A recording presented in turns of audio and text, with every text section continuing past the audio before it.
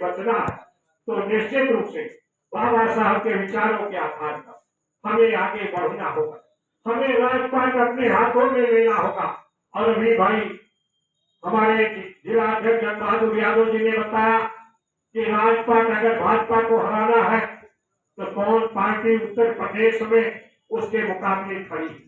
इस बात को आपने देखा, इन्होंने 22 से बताया, मैं 17 से बता रहा हूं कि 17 में चुनाव हुआ, पहले नंबर पर यहाँ आपको कुछ गलतियां हुई, भाजपा गई। दूसरे नंबर पर केवल 1500 वोट से पीछे समाजवादी पार्टी रही और बहुजन समाज पार्टी करीब 40,000 वोट से ज्यादा पीछे है, यानी लड़ाई में नहीं आ पाई। 2022 का चुनाव हुआ, 2022 में भी वही स्थिति है कि माननीय राममूर्ति वर्मा समाजवादी पार्टी से 35,000 वोट से जीते। दूसरे नंबर पर भाजपा रही और भारतीय बहुजन समाज पार्टी करीब 50,000 60,000 वोट से पीछे है, यानी वो लड़ाई में नहीं, चाहे उस जिले के किसी भी सीट पर देखिए, हर जगह स्थिति यही। आज अगर उत्तर प्रदेश में भाजपा को कड़ी टक्कर देकर पीछे करने का काम किया तो 2024 में माननीय श्री अखिलेश यादव जी ने करने का काम।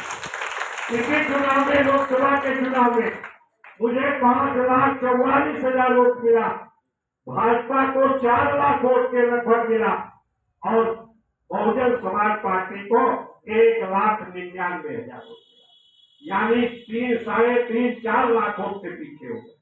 तो अगर आज भाजपा को हमें हराना है, अभी बाई इलेक्शन हुआ जिसमें भाजपा ने सत्ता का दुरुपयोग किया, अपनी सारी फोर्स लगा दिया वोट को लूटने के लिए। जितने आपसे संबंधित लोग थे पोलिंग पर ड्यूटी लगाने का काम नहीं किया, वोट को लूटने का काम किया गया। लेकिन उसके बावजूद भी जो चुनाव आया उसमें भाजपा और समाजवादी पार्टी के बीच में लड़ाई हुई, बहुजन समाज पार्टी करीब 70,000 से ज्यादा उनसे पीछे हो गई। यानी अगर आपको, इसलिए मैं आप सब लोगों से निवेदन करना चाहता कि निश्चित रूप से बाबा साहब की चाहत थी कि इस देश में समता मूलक समाज की स्थापना और उसके लिए गैर बराबरी जो है उसको मिटाने का काम किया जाए, चाहे वो सामाजिक गैर बराबरी हो चाहे वो आर्थिक गैर बराबरी, भाजपा उसको बढ़ाने का काम कर रही है। इस देश में केवल अडानी दिखाई पड़ रहे। अगर हवाई अड्डा दिया जा रहा है तो अडानी को, लाल किला दिया जा रहा है तो अडानी को, रेल दिया जा रहा है तो अडानी को, बिजली का ट्रांसमिशन लाइन दिया जा रहा है तो अडानी को। आज लखनऊ में ये सब प्राइवेट करके निजी हाथों में इसलिए दे रहे हैं कि हमें रिजर्वेशन न मिल पाए, इसलिए कि निजी संस्थाओं में रिजर्वेशन नहीं है, उसका नुकसान आपको उठाना पड़ेगा। इसलिए अगर आरक्षण चाहते हैं, आरक्षण को बचाना चाहते हैं तो हमें संविधान को बचाना पड़ेगा। संविधान ही संजीवनी है और संविधान ही हमारे लिए ढाल है। अगर संविधान न होता तो हमारे गांव में, हमारे घर में बड़े लोग जो आ जाते हैं हाथ जोड़ने के लिए, वोट के लिए, वो आने का काम न करते। माननीय मोदी जी चाहते थे कि संविधान बदल दिया जाए, जिस तरह से जर्मनी ने हिटलर को ने वोट के अधिकार पाकर सत्ता में आया था और उसके बाद उसने संविधान को बदलकर तानाशाही व्यवस्था, राजशाही व्यवस्था स्थापित किया। उसी तरह से मोदी जी राजशाही की तरफ बढ़ने का काम कर रहे हैं। अभी देखा होगा आप लोगों ने नेपाल में, वहां कह रहे हैं कि हिंदू राष्ट्र और राजशाही होना चाहिए। उसी तरह से मोदी जी फिर से राजाओं का राज लाना चाहते हैं, यानी आपका वोट छीनना चाहते हैं। लेकिन आप लोगों के सजगता के कारण उत्तर प्रदेश में उनको पटकनी दिया लोकसभा के चुनाव में, जिसके कारण 2/3 बहुमत वो नहीं पा पाए और उसके कारण वो संविधान को बदलने नहीं पा रहे। लेकिन वो किसी न किसी रूप में डरा धमका कर किसी न किसी तरह से अपना राज स्थापित करना चाहते, अपनी अलग सेना बनाकर हमारे लोगों के ऊपर डराने और धमकाने का काम कर रहे हैं। इसलिए आप सब लोगों से हमारा निवेदन है कि अगर संविधान चाहते हैं उसको सुरक्षित रहे तो निश्चित रूप से भाजपा को सत्ता से हटाना पड़ेगा।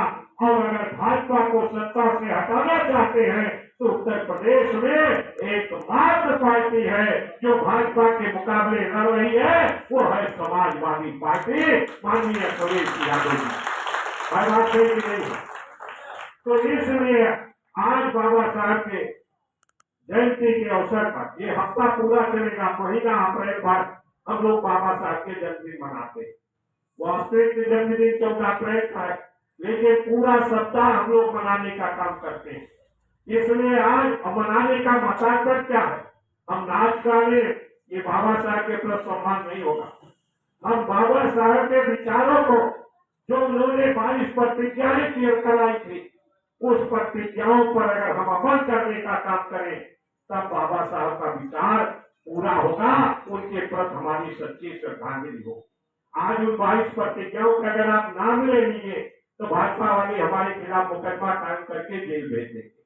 यानी बाबा साहब के विचारों पर ताला डालकर भाजपा हमें आपको बरगलाने का काम कर रही है। इसलिए आप सब लोगों से हमारी यही अपील है कि बाबा साहब के चित्र के सामने गौतम बुद्ध जी के जो हमारे देवता है, उनके सामने हमें ये संकल्प लेकर आना चाहिए कि हम चाहे जितनी कठिनाई का सामना करना पड़े, भाजपा को 2027 में सत्ता से बेदखल करके अपना राज पाकर स्थापित करने का काम करेंगे और उसका रास्ता है समाजवादी पार्टी। इसलिए ऐसा आप सब लोगों से निवेदन करते हुए, बहुत बहुत आपका आभार व्यक्त करते हुए, चुनाव के बाद मैं पहली बार आपके बीच में आया हूँ, उसके लिए क्षमा चाहते हुए। चुनाव आ गया था तो उसके बाद लोकसभा चलती रही, मैं आप लोगों के बीच में नहीं आ पाया। उस चुनाव में आप लोगों ने हमें भारी वोटों से जिताया था लोकसभा के चुनाव में, उसके लिए आप सब लोगों का हृदय से नमन करते हुए, अभिवादन करते हुए अपनी बात को विराम देता हूँ। धन्यवाद। जय भीम, जय भारत, जय भारत।